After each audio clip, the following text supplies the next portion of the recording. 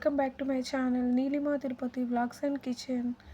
ఎలా ఉన్నారండి? అందరూ బాగున్నారా? నేనైతే చాలా బాగున్నాను. మీరందరూ బాగుండాలని మనస్ఫూర్తిగా కోరుకుంటున్నాను.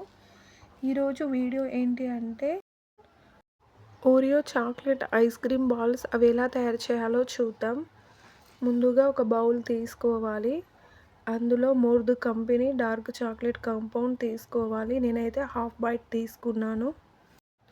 మీరు కావాలంటే డార్క్ చాక్లెట్ కూడా తీసుకోవచ్చు. ఈ కాంపౌండ్ ముక్కలను చిన్న చిన్నగా కట్ చేసుకోవాలి. కట్ చేసుకొని చిన్న మిక్సీ జార్లో వేసుకోవాలి. తర్వాత వీటి కోసం నేనైతే 2 ఓరియో బిస్కెట్స్ని తీసుకున్నాను.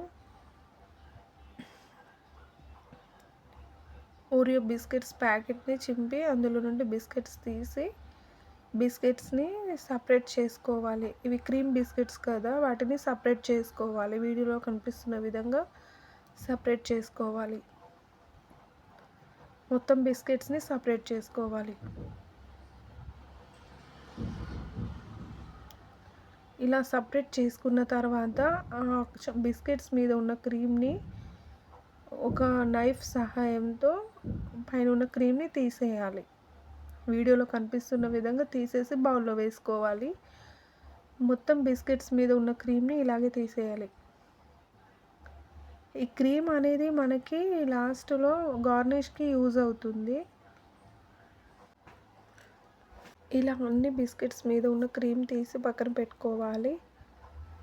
ఇప్పుడు మనం మిక్సీ జార్లో డార్క్ చాక్లెట్ కాంపౌండ్ని చిన్న చిన్న ముక్కలుగా కట్ చేసుకొని వేసుకున్నాం కదా, అదే మిక్సీ జార్లో ఈ బిస్కెట్స్ను చిన్న చిన్న ముక్కలుగా చేసుకొని అందులో వేసుకోవాలి.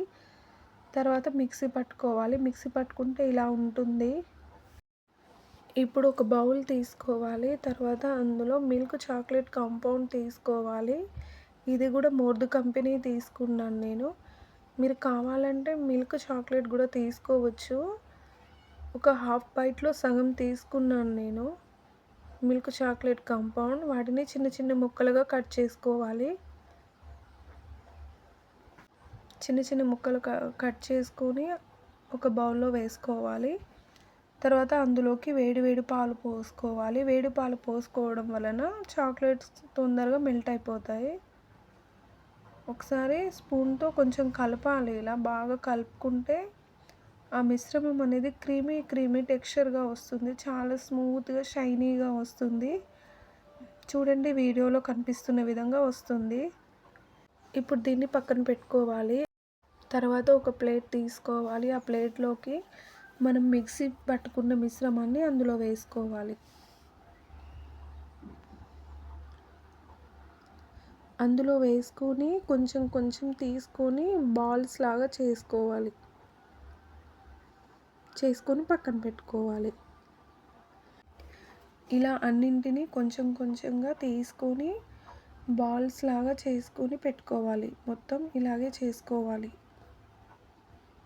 ఇలా చేసుకున్న తర్వాత మనం మిల్క్ చాక్లెట్తో క్రీమీ టెక్స్చర్ లాగా చేసుకున్నాం కదా, ఈ తయారు చేసుకున్న బాల్స్ని ఈ క్రీమీ టెక్స్చర్లో వేసుకొని డిప్ చేసుకోవాలి. డిప్ చేసుకొని వేరే ప్లేట్లో వేసుకోవాలి.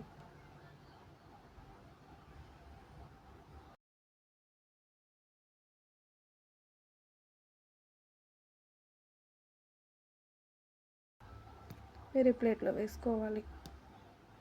మళ్ళీ ఇంకొక బౌల్ తీసుకొని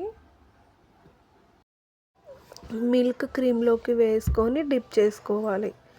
డిప్ చేసుకొని వేరే ప్లేట్లో వేసుకోవాలి.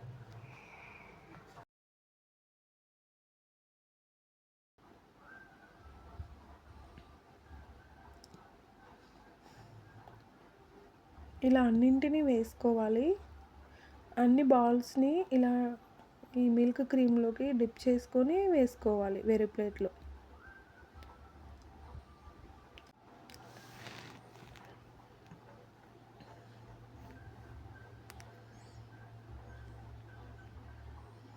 ఇలా అన్నీ అయిపోయే వరకు డిప్ చేసుకొని వేసుకోవాలి.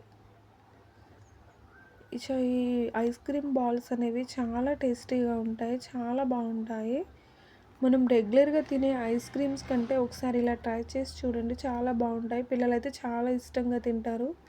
మనం స్టార్టింగ్లో బిస్కెట్స్ మధ్యలో క్రీమ్ తీసుకున్నాం కదా, ఆ క్రీమ్ని వీటి మీద గార్నిష్ లాగా వేసుకున్నాను నేను. చూడండి ఎంత బాగున్నాయో, చాలా పర్ఫెక్ట్గా వచ్చాయి.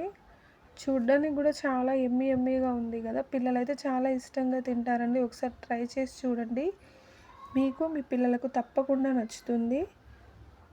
ఒకసారి కట్ చేసి కూడా చూపిస్తున్నాను చూడండి,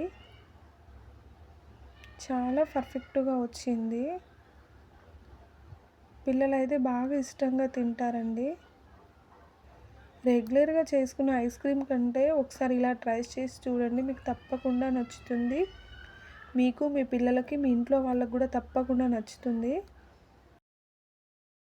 చూసారు కదా ఎంత సింపుల్గా చేసుకోవచ్చో ఓరియో ఐస్ క్రీమ్ బాల్స్. చాలా సింపుల్గా చేసుకోవచ్చండి. నా వీడియో నచ్చితే లైక్, షేర్, సబ్స్క్రైబ్ చేయండి. Thank you for watching.